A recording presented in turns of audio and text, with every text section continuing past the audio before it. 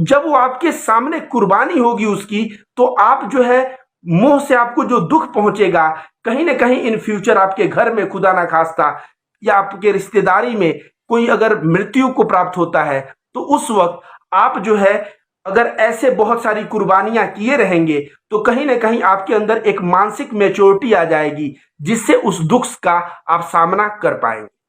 दोस्तों, हिंदू धर्म में मोह को त्यागने के लिए गीता में बहुत सारे श्लोक हैं, और मैं सबसे बड़ा जो श्लोक है हिंदू धर्म का, महामृत्युंजय मंत्र के यम यम ये महामृत्युंजय मंत्र है क्या? ओम त्र्यंबकम यजामहे सुगंधिम पुष्टि वर्धनम उर्वा रुक्मी वंदनान मृत्युर्मोक्षी अमामृता। इसका मतलब होता है, हे त्रिनेत्र वाले भगवान शंकर, आप हमारे प्रत्येक सांसों में विराजमान हैं। आप हमें इतना मेच्योर कर दीजिए, परिपक्व कर दीजिए, जिस तरह से आप तरबूज को करते हैं, और तरबूज जब परिपक्व हो जाता है तो उसके डंठल उसके तना से सूख जाता है, वैसे आप हमें इतना परिपक्व कर दीजिए कि ये जो दुनिया है, इस दुनिया में जो मोह रूपी हमारा डंठल है, वह डंठल सूख जाए और हम जो है ईश्वर के सामने साक्षात जो है ईश्वर से जुड़ जाए। तो सोचिए, मोह से अगर महामृत्युंजय मंत्र का जाप करें, और बहुत लोग सोचते हैं महामृत्युंजय मंत्र के जाप करने से मृत्यु नहीं होगी, ऐसा बात नहीं है। महामृत्युंजय के मंत्र के जाप करने से आप जो है दुनिया में रहते हुए भी आप भगवान और ईश्वर से ऐसा आप एक कनेक्शन बना लेंगे, उस कनेक्शन से आपका इतना लगाव होगा कि आपके जो दुनिया और परिवार के जो रिश्ते हैं उसके सामने वह कुछ नजर नहीं आएगा। दोस्तों, गौतम बुद्ध ने क्या कहा था? गौतम बुद्ध ने कहा था, न किसी को प्रिय बनाओ, न किसी को अप्रिय बनाओ, क्योंकि प्रिय का अदर्शन और अप्रिय का दर्शन दुखदाई होता है। मतलब अगर आप किसी को प्रिय बनाओगे और वह आपके नजर के सामने बहुत दिन नहीं दिखेगा, तो उसके याद में आप दुखी होगे। और अगर आप किसी को अप्रिय बनाओगे, किसी से झगड़ा करोगे और आपके नजर के सामने जब आएगा तो आपको गुस्सा आएगा। तो गौतम बुद्ध ने कहा, न तो किसी को प्रिय बनाओ, न तो किसी को अप्रिय बनाओ, क्योंकि प्रिय का आदर्शन और अप्रिय का दर्शन दुखदाई होता है। इसलिए गौतम बुद्ध के राह को मध्यम निकाय कहते हैं। मध्यम निकाय मतलब आप सबकी खैरियत मांगो, लेकिन किसी से लगाव और किसी से दुश्मनी मत रखो। यही बात कबीर भी कहते हैं, कबीरा खड़ा बाजार में मांगे सबकी खैर, ना काहू से दोस्ती ना काहू से बैर। तो कबीरदास भी कहते हैं, मैं सबकी भलाई मांगता हूं, लेकिन किसी से दोस्ती और किसी से दुश्मनी करके नहीं रखा हूं। कहीं ना कहीं ये सारे के सारे संदेश मोह के ऊपर, अटैचमेंट के ऊपर, लगाव के ऊपर कंट्रोल करने के लिए ये सारी बातें बताया गया है। दोस्तों, और एक चीज मैं बता दूं कि इसमें जो ईश्वर के प्रति समर्पण है, वो ईश्वर के प्रति समर्पण अगर हमारे पास हो जाए तो हम कोई भी गलत कार्य नहीं करेंगे।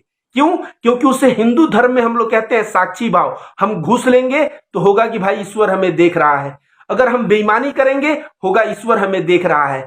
तो हम ईश्वर को साक्षी मानेंगे तो हम कभी भी गलत कार्य नहीं करेंगे। इसी को इस्लाम में तकवा बोला गया है कि अल्लाह के प्रति तकवा पैदा करो। अगर तकवा पैदा हो गया तो सोचो आप सही मायने में एक ईमान के बंदे हो, मतलब अल्लाह से डर। अगर आप घूस ले रहे हो, आप चोरी कर रहे हो, वहां कोई नहीं है, फिर भी आप सोचो अल्लाह देख रहा है और उससे डरो।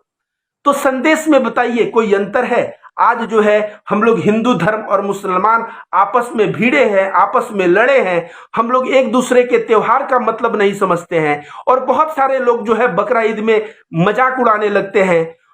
आप ही बताइए दोस्तों, जो गौतम बुद्ध की आप अगर जीवन पढ़ेंगे तो उनके जीवन का जो पहला दिन था वह कितना बड़ा कुर्बानी का दिन था, याद करिए।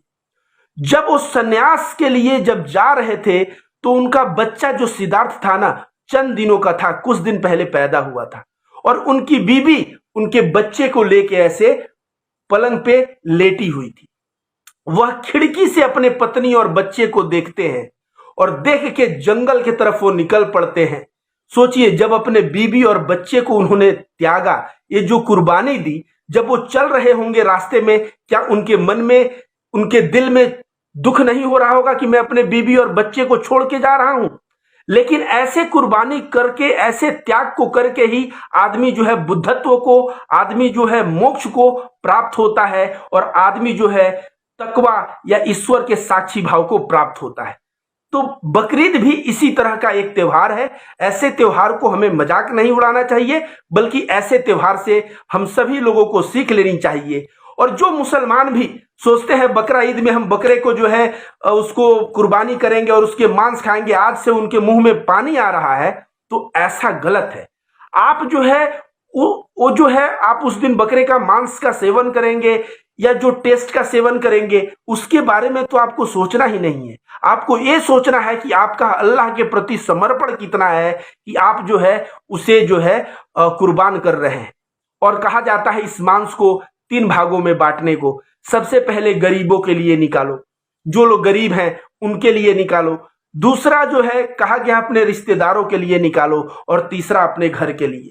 तो 3 भागों में तो कहीं ना कहीं जो इस्लाम में जकात का सिस्टम है, इस दिन मेरे एक परिचित व्यक्ति हैं, वो करोड़ोंपति हैं, वो कह रहे थे कि उनके गुरु जो है मटन जो है खाने की इच्छा थी लेकिन पैसे नहीं थे कि खाए, और वो मर गए। पिछले 7-8 सालों से मटन नहीं खाए थे।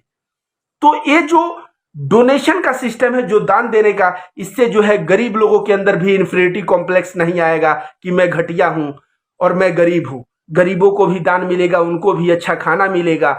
इस तरह से एक सामाजिक जो है, एक सामाजिक एकता की भी बात जो है बकरीद करता है। वीडियो अच्छा लगा हो तो शेयर करिए। बहुत बहुत धन्यवाद दोस्तों।